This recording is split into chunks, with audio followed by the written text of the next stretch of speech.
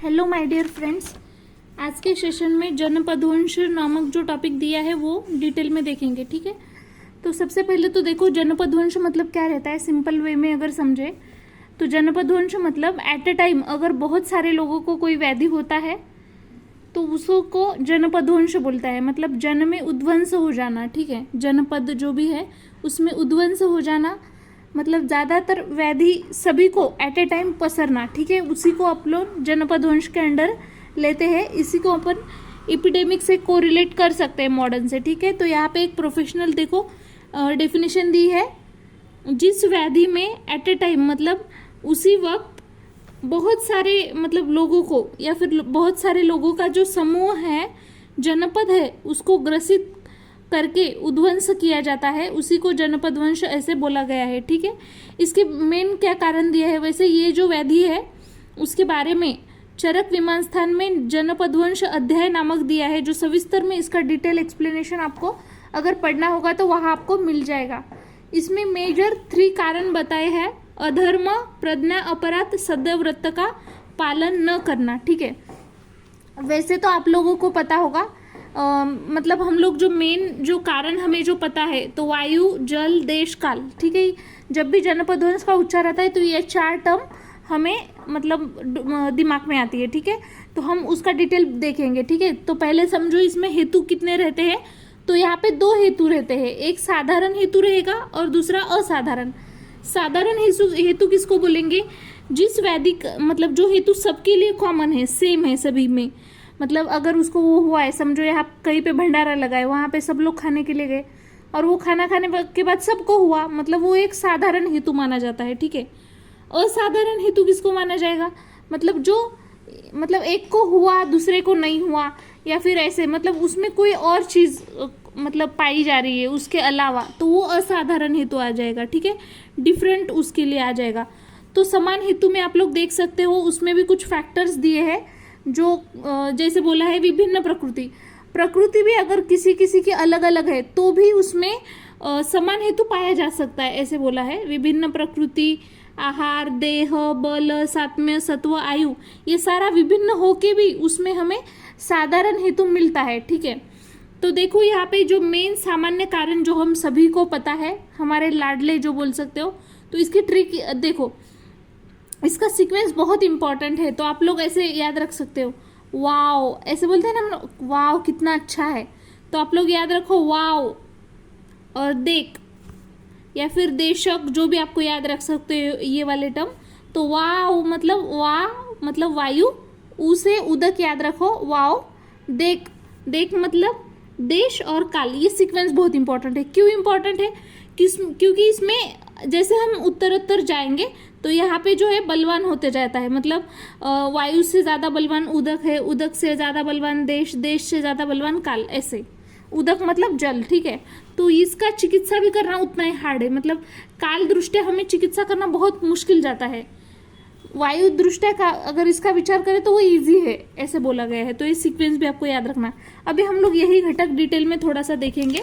जो 4 घटक है जिसके प्रदूषण से जनपदवंश व्याधि की निर्मित होती है ना, उसी को देखेंगे। सबसे पहले देखो यहाँ पे दूषित वायु। दूषित वायु किसको बोलेंगे, जो ऋतु अनुसार जो नहीं है वायु, मतलब कैसे बहुत जोर से आ रहा है, या फिर रुक रुक के आ रहा है, या फिर बहुत ही दमट है, बहुत ही शीत ठंड है, या फिर बहुत ही उष्ण है, या फिर बहुत ही ड्राई है।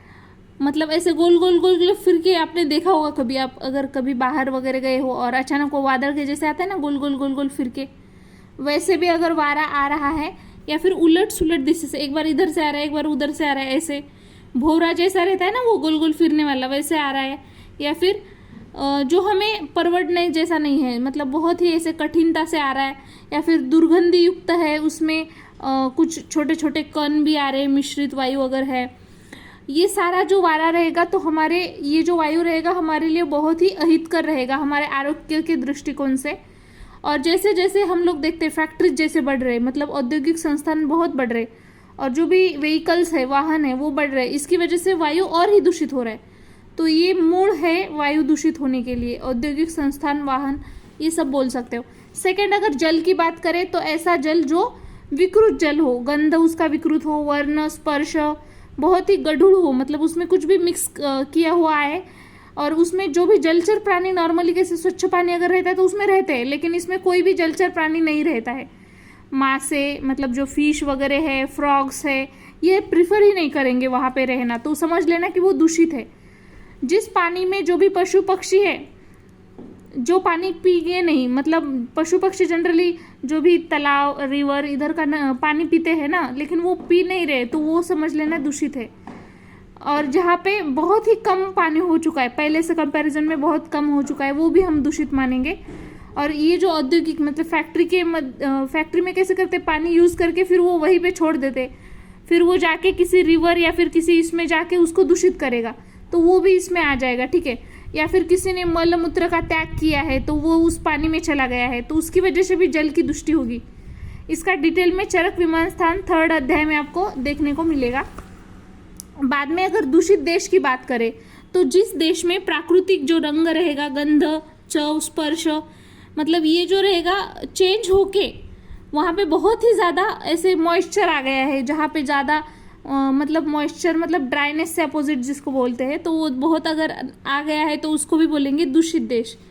और जहाँ पे जो भी सरपट ना रहे, जैसे सांप वगैरह जो प्राणी रहते हैं ना, वो अधिक अगर निर्मित उनकी हो रही है, या फिर वहाँ पे ज़्यादा जो भी बोलते हैं उंदीर, मासा, या फिर ऐसे छोटे छोटे जो डास वगैरह, मस्कीटोज वगैरह रहते हैं ना, हिंस्त्र, वो अगर अधिक संख्या में आ गए तो समझ लेना वो दूषित देश है, ठीक है। और जहाँ पे गवत, वेली, झुड़ूप वो बहुत ज़्यादा मात्रा में अगर आ गए तो भी हम लोग बोलेंगे कि वो दूषित देश है।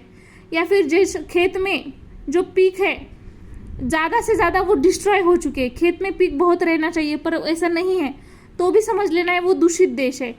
और जैसे कि हम लोग बोलते हैं कि ज़मीन ऐसे डिगिंग करते हैं ना, तो अगर कुछ प्राणी वगैरह मिलके अगर वो डिगिंग कर रहे, मतलब खोद रहे हैं, ठीक है, ज़मीन, जैसे घूस है, डुक्कर, पीक, कुतरे, ये जो है अगर वो बहुत ज़्यादा डिगिंग कर रहे हैं, इसका मतलब क्या है कि वो दूषित देश बोल सकते हैं उसको, ठीक है।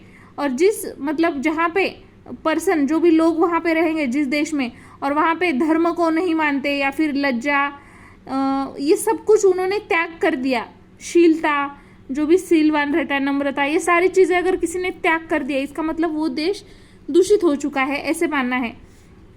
और जहाँ पे जलाशय जो रहता है वो बहुत ही ज़्यादा शुद्ध हो चुका है, भूकंप वगैरह जो रहता है, बीज बोलते हैं, ठीक है, उल्कापात वगैरह, वहाँ पे आके वहाँ पे पूरा नुकसान हो चुका है ज़मीन का, तो वो भी हम लोग समझते हैं कि वहाँ पे दूषित देश माना जाएगा उसको। या फिर जहाँ पे सूर्य, चंद्र, तारे जो भी है, मतलब इनके आजू बाजू में सभी तरफ से रेड और वाइट कलर के अगर ऐसे गोल गोल वर्तुलाकार वर्ण अगर हमें दिख रहे, तो इसका मतलब है कि वो दूषित देश है, ठीक है। आपको ये बस एग्जांपल याद रखो, इसमें थोड़े अलग अलग भी दिए हैं जो हम शायद इमेजिन ना कर पाए, तो आप याद रख लेना। दूषित काल में देखो सिंपल है, सबसे ऋतु विपरीत जो भी लक्षण दिखेंगे, जैसे कि समझो अभी रेनी सीजन चालू है, तो रेनी सीजन के अपोजिट उष्णता बहुत बढ़ रही है, या फिर उष्णता अभी चालू है तो बहुत बारिश हो रही है, ऐसे मतलब विपरीत वाला, और वो भी अधिक प्रमाण में, बहुत ज़्यादा प्रमाण में अगर मतलब हीट हो रहा है, या फिर ठंडी, या फिर पाउस बहुत ज़्यादा प्रमाण में ऐसे हो रहा है, या फिर कभी कभी बिल्कुल ही नहीं हो रहा है, ठंडी का सीज़न है लेकिन बिल्कुल ठंडी नहीं है, या फिर बारिश का सीज़न है बिल्कुल बारिश नहीं है, ऐसी चीज़ें इसमें आ जाएंगी, ठीक है। ये सारे दूषित काल माना जाएगा इसको। अभी सबसे इम्पोर्टेंट जो पार्ट है उसको समझते हैं। यहाँ पे ये जो देखा हमने सामान्य जो भी बोल सकते हैं कारण देखे, तो अभी जो देखेंगे हम लोग हेतु देखेंगे, ऐसे हेतु जो अनियत आतंक प्राय हेतु, मतलब जिसमें हमें मेन जो हेतु है जिसको हम लोग शायद अवॉइड भी कर सकते हैं, लेकिन अगर अवॉइड नहीं करेंगे तो इसकी वजह से हमें जनपदवंश देखने को मिलेगा। तो सबसे पहले समझो अधर्म को, तो देखो अधर्म, शस्त्र प्रभाव, रक्षोगण, अभिशाप, ये 4 आपको याद रखने। कौन से है? अधर्म है, शस्त्र प्रभाव, रक्षोगण और अभिशाप। तो फ्रेंड सबसे इंपॉर्टेंट एक बात आप नोटिस करो, सभी में कॉमन, जैसे हम लोग पढ़ेंगे ना, तो आपको सभी में अधर्म जो है ये मूल कारण सभी में मिलता है। तो आपको ये पॉइंट स्टार मार्क कर लेना है कि अधर्म जो पॉइंट है वो सभी में कॉमन पॉइंट है, मतलब मूल जो कारण है वो धर्म का पालन न करने से ये सब कुछ माना गया है हेतु, जो भी जनपदवंश है। अधर्म तो सबसे पहले समझते हैं कि जो भी वायु, जल, देश, काल रहता है, ये दूषित होने के लिए प्रमुख कारण कौन सा माना है? अधर्म। ये किसने माना है? चरक के अनुसार, ठीक है, चरक ने इसको प्रथम कारण माना है। तो मतलब कर्तव्य का पालन न करना, अधर्म मतलब क्या रहता है? कर्तव्य का पालन न करना। इसका जो मूल कारण है अधर्म का, ठीक है, तो प्रज्ञापराध माना गया है। अधर्म सबसे मेन मूल कारण यहाँ पे माना है, लेकिन अधर्म का भी मूल कारण किसको माना है? प्रज्ञापराध को, ठीक है। आप ऐसे कीवर्ड से याद रखो, ठीक है। जिसकी वजह से क्या होता है, कोई भी इंसान का जो भी मन रहेगा उसमें जो रजतम गुण है उसकी वृद्धि होके उसके अंदर काम, क्रोध, लोभ जो है, मत्सर है, द्वेष, ये जो मानसिक दोष है उसका प्राबल्य हो जाएगा। मतलब मानसिक दोष की वृद्धि हो जाएगी, ऐसे याद रखो।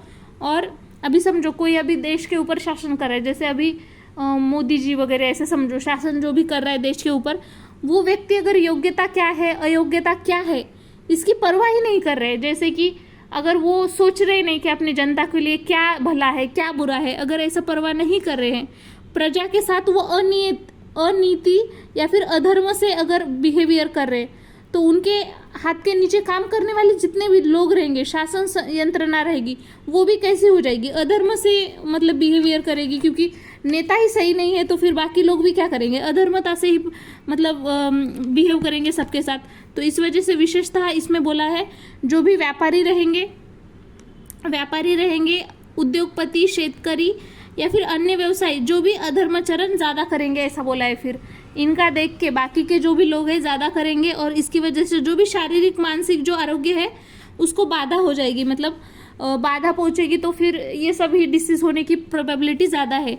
और शासन यंत्रणा जो है, अगर योग्य प्रकार उन्होंने काम नहीं किया है तो उसकी वजह से वायु, जल, देश, काल, ये सभी की दुष्टि हो जाएगी, और इसकी वजह से जनपदवंश व्याधि निर्मित होगी। तो आप लोगों को फर्स्ट वाला समझा होगा। अभी सेकंड वाले की तरफ बढ़ते हैं। शस्त्र प्रभाव। शस्त्र प्रभाव मतलब क्या है? तो सब पहले तो समझो, ये जो है ये भी जनपदवंश का प्रमुख कारण माना गया है, शस्त्र प्रभाव। तो ये कैसे है हम लोग देखते हैं। ये गलती से थोड़ा इधर आ गया, तो आप समझो कि ये जो पॉइंट है इधर के साइड में लिखना है, ठीक है। मतलब अगर कोई नोट्स वगैरह निकाल रहा होगा तो देखो यहाँ से लिखा है, इसका भी मूल कारण किसको माना है? अधर्म को ही माना गया है इसका मूल कारण, ठीक है। शस्त्र प्रभाव का मूल कारण क्या है? अधर्म। अधर्म की वजह से काम, क्रोध, लोभ, मोह, अहंकार ये प्राबल्य होते हैं मनुष्य में, और अधर्म पूर्वक एक दूसरे के ऊपर आक्रमण करते हैं। मतलब ये जो है बढ़ने की वजह से क्या होगा? फिर एक दूसरे के वो दुश्मन बन जाएंगे, यही आपको समझना है। उसके बाद जो भी जागतिक महायुद्ध है, जैसे हम लोग देखे थे महाभारत वगैरह, ऐसे जागतिक जो भी महायुद्ध है, समाज में जो भी दंगली वगैरह हो रहे हैं, अतिरेकी कार्रवाइयाँ, इसके वजह से शस्त्र निर्मित बढ़ रही है, और उसको ही टालने के लिए जागतिक स्तर पर प्रयत्न अभी चालू है। मतलब देखो, युद्ध होंगे तो शस्त्र निर्मित भी बढ़ेगी, और ये सब हो रहा है, तो इसकी वजह से भी एक कारण माना गया है। मतलब अधर्म ही है ना, अधर्म की वजह से ही ये हो रहा है, इसलिए इसको प्रमुख कारण माना गया है। उसके बाद अगर थर्ड इसके आया है रक्षोगण। रक्षोगण मतलब यहाँ पे थर्ड कारण जो माना गया है जनपदवंश का, ये आपको याद रखना है। थर्ड कारण कौन सा है? रक्षोगण है, ठीक है। तो इसमें यहाँ पे बोला गया है कि जो यहाँ पे लिखा है मैंने, नैतिक अधपतन की वजह से इसका प्रसार जल्दी से हो जाता है। मतलब कोई भी नीति के अनुसार चल ही नहीं रहा है, तो क्या होगा? जल्दी से जल्दी ये फैलेगा जनपदवंश, ठीक है। तो इसमें जो भूत, प्रेत, हिंसक प्राणी, रोगोत्पादक जीवाणु, ये सारे लोग जो है इसको रक्षोगण माना है, ठीक है। किस किस को माना है? भूत, प्रेत, हिंसक प्राणी, रोगोत्पादक जीवाणु, मतलब हमको इनसे खुद की रक्षा करनी है, ठीक है। उसके बाद यहाँ पे भूकंप है, महापूर है, वादळ, शीत उष्णता, ये सभी का प्रकोप होने की वजह से जल प्रदूषण, अन्न प्रदूषण, पर्यावरण प्रदूषण, इस कारण की वजह से कृमि संक्रमण की वजह से जनपदवंश होता है। तो यहाँ पे रीजन बताया क्यों जनपदवंश होता है। तो भूकंप, महापूर है, वादळ, शीत उष्ण, ये सभी का प्रकोप, उसके बाद जल, अन्न और पर्यावरण का भी प्रदूषण हो रहा है, और इसकी वजह से कृमि का भी संक्रमण हो रहा है और जनपदवंश हो रहा है। तो आपको ये चीज़ें याद रखनी है, ठीक है, किस किस की वजह से हो रहा है। तो इसमें देखो, ये सभी के नियंत्रण के लिए अधर्म की, मतलब जो भी व्यक्ति अधर्म कर रहा है उसको हमें रोक लगाना है। मतलब कैसे? कि वो जो भी शासन यंत्रणा है उनको अभी दक्षता देना है कि उसका प्रसार अधिकता से ना हो। अगर हम लोग इसको कंट्रोल नहीं अभी कर पाए तो बहुत ज़्यादा क्वांटिटी में उसका प्रसार हो जाएगा, और जिसकी वजह से जनपदवंश तेजी से बढ़ रहा है, ठीक है। तो इसका भी मेन कारण अधर्म ही माना गया है। लास्ट वाला समझते हैं अभी, अभिशाप। अभिशाप मतलब ये जो कारण है मतलब व्यक्ति तक ही लिमिटेड है ऐसा बोला गया है, सभी व्यक्ति तक ही लिमिटेड है ऐसा बोला गया है। जैसे कि गुरु, सिद्ध व्यक्ति, वृद्ध, ये जो भी सूचना हमें देते हैं उनका जो भी हमें पालन करना चाहिए, अगर उन्होंने बोला और हमने पालन नहीं किया तो अहितकर कार्य अगर हमने करते रहे, मतलब पालन न करता जो भी अहितकर कार्य अगर हम लोग करते रहे तो उसकी वजह से जनपदवंश जल्दी हो जाएगा। और इसका भी मूल कारण क्या बोला है? अधर्म ही बोला है। तो कौन से 4 देखे हमने? अधर्म, शस्त्र प्रभाव, रक्षोगण और अभिशाप। अभी हम लोग समझते हैं कि कैसे हम लोग जनपदवंश को नियंत्रित किया जा सकता है, क्या क्या उपाय है उसमें। तो इसमें बस 2 उपाय आपको याद रखने हैं, प्रतिबंधात्मक और व्याधि नियंत्रण। तो पहला प्रतिबंधात्मक मतलब क्या है? जो भी उद्वंसक हेतु है ना, उनका जो परिणाम है वो नहीं होना चाहिए, इसके लिए हमें प्रयत्न करना है। मतलब जो भी अभी हेतु तो है ही, लेकिन उनका परिणाम हमारे बॉडी पे कैसे नहीं हो सकता, इसका हमें ट्राई करना है। प्रतिबंध मतलब उसको रोकना है। प्रतिबंधन का मतलब ही क्या है? रोक लगाना है उसके ऊपर, हेतु के ऊपर ही हमें रोक लगाना है, ठीक है। व्याधि नियंत्रण मतलब समझो किसी में अभी हेतु तो हम रोक नहीं पाए, लेकिन किसी में व्याधि हो ही गई समझो, तो व्याधि को नियंत्रित किया जा सकता है। तो व्याधि नियंत्रित करने के लिए नियंत्रण करने के लिए वैसे ही उपाय योजना करना है। जैसे व्याधि अगर होती है तो उसको कैसे नियंत्रित किया जाता है ये हमें अच्छे से पता है, उसको नियंत्रित करना है। तो अभी हम लोग प्रतिबंधात्मक जो भी उपाय है वो कैसे किया जा सकता है वो लाइव देखेंगे, ठीक है। तो देखो यहाँ पे इसका मतलब है, मैं यहाँ पे बताऊंगी। देखो यहाँ पे उद्वंसक हेतु की निर्मित है ना, वो होने से पहले, अभी कोई भी हेतु अगर हमारे बॉडी में हो रहा है तो उससे पहले ही हमें जो भी उसके लिए मेडिसिन लगेगी, अन्य धन्य, उनका संग्रह करके रख लेना है पहले ही। मतलब कुछ हुआ भी नहीं, जैसे बोलते हैं ना कि पूर्व तैयारी, जैसे एग्जाम आती है तो ऑन टाइम हम पढ़ाई नहीं करनी चाहिए, पहले ही करके रखनी चाहिए ना, वैसे औषधि, अन्न धन्य, इनका संग्रह करना चाहिए। और जो भी कारण है, जो ऋतु है, मतलब ऐसा क्यों बोला गया है, तो सिंपल वे में कि हमें मतलब नॉर्मली पता है कि पत्र कब मतलब वो कब ज़्यादा शक्तिशाली होते हैं या फिर उनका वीर्य कब अच्छा रहता है, हम लोग ज़्यादा वीर्यवान कब होता है, कब वीर्यवान कौन से ऋतु में होता है, ये हमें पता है। तो मतलब अगर हमें समझो व्याधि हुई कोई और उसके बाद हमारे पास जो चाहिए था वो उस टाइम में वीर्यहीन हो चुका है, तो हम लोग यूज़ नहीं कर पाएंगे ना, इसलिए बोला है कि पहले ही जो भी औषध, अन्न धान्य है उसका संग्रह कर लेना चाहिए। अभी सेकेंड क्या बोला है, देखो अधर्मचरण सबसे मेन हमने देखा था ना फ्रेंड्स कि अधर्म ही सबके कारण बन चुका है। तो अधर्म को ही रोक लगाना है, अवॉइड करना है, अधर्म ही करना नहीं है। अगर शासन के द्वारा अधर्म के ऊपर नियंत्रित हमें मतलब करना चाहिए, बहुत इंपॉर्टेंट इशू है, ठीक है। शासन ने ऐसा रूल बनाना चाहिए कि अधर्म बिल्कुल करना नहीं, मतलब किसी ने किया तो उसको कड़ी से कड़ा सजा मिले तो वो बंद हो जाएगा। तो सेकेंड वाला याद रखो कि जो भी अधर्म रहेगा उसके ऊपर हमें कंट्रोल करना है या फिर उसको रोक लगाना है। नेक्स्ट है रसायन और पंचकर्म के बारे में। तो रसायन पंचकर्म में दिया है, अगर हमने बॉडी का संशोधन किया पंचकर्म के द्वारा और उसको रसायन जो भी खाने के लिए रसायन दे दिया, रसायन औषधि का सेवन करने के बाद, तो व्याधि क्षमत्व हमारे बॉडी में बढ़ेगा। और व्याधि क्षमत्व अगर बढ़ता है तो उसकी वजह से बल वृद्धि हो जाएगी और हम इजीली जनपदवंशी व्याधि का प्रतिबंधन इजीली कर पाएंगे, ठीक है। तो आपको थर्ड वाला याद रखना है, रसायन और पंचकर्म के बारे में।